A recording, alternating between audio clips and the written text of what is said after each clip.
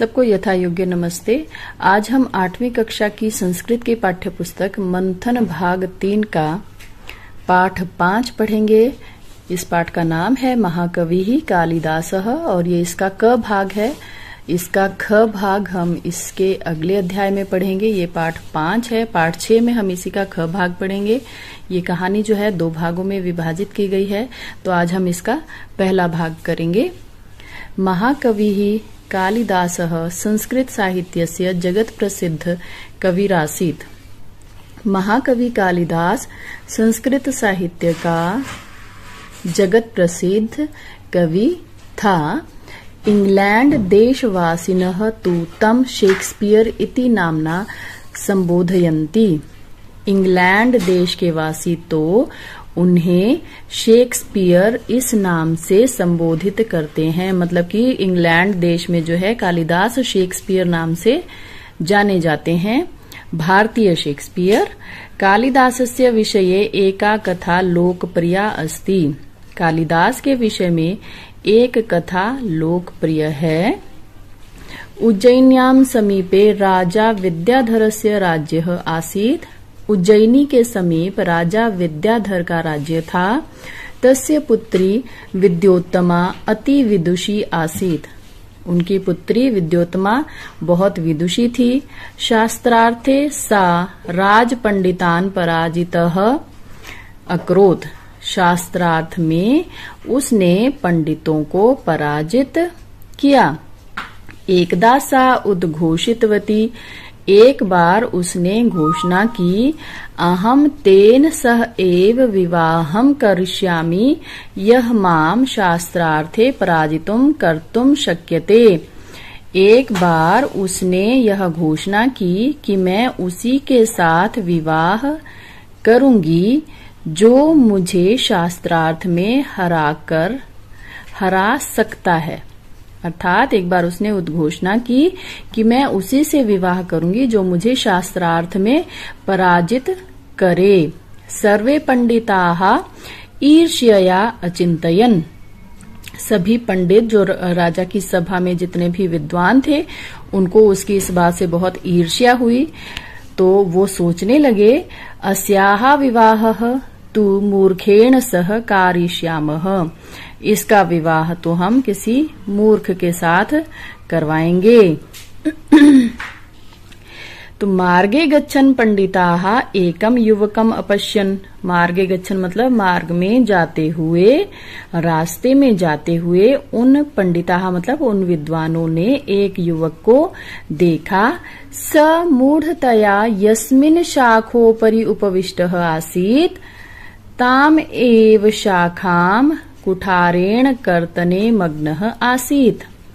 वह मूर्खता के कारण जिस शाखा के ऊपर बैठा हुआ था उसी शाखा को कुठारेण मतलब कुदाली से या कुल्हाड़ी से कर्तने मग्नः आसीत् काटने में मग्न था। वह मूर्खता के कारण जिस शाखा के ऊपर बैठा हुआ था उसी शाखा को जो है कुल्हाड़ी से वो काटने में मस्त था या मग्न था या व्यस्त था। एतद् दृष्ट्वा पंडिताः तम अवदन्।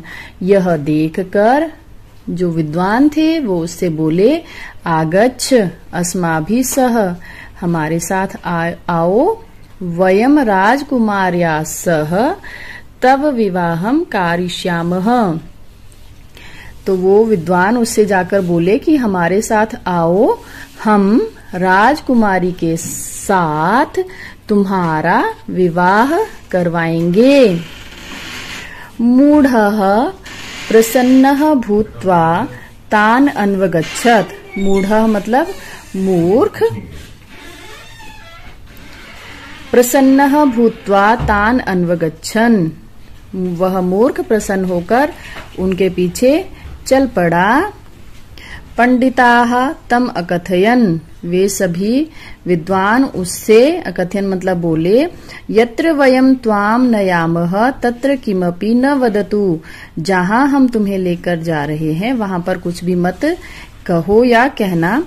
यदि वदिष्यति, यदि बोलोगे, तर्हि विवाहो न भविष्यति, तो विवाह नहीं होगा। मूर्खः प्रतिज्ञाम् अकरोत् यत् स किमपि न वदिष्यति।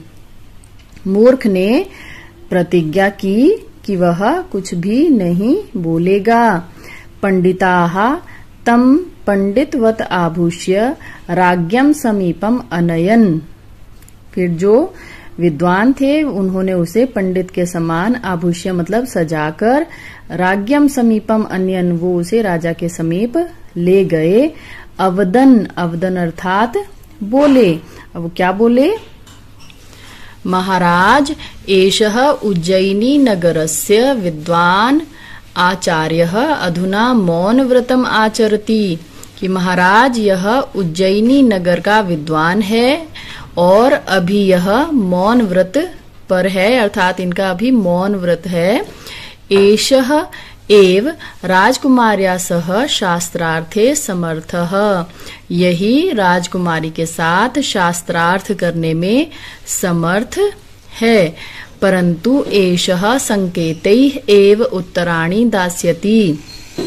परंतु यह संकेतों के द्वारा ही उत्तर देगा।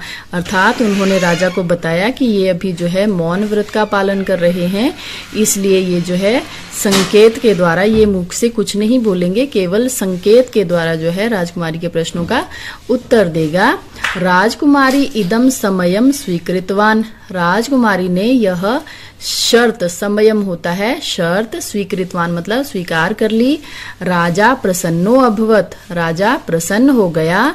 अग्रिम दिने च राजसभाम आहूतवान। और अगले दिन उसने राजसभा बुलाई। इस प्रकार से ये भाग 1 आज समाप्त हो जाता है।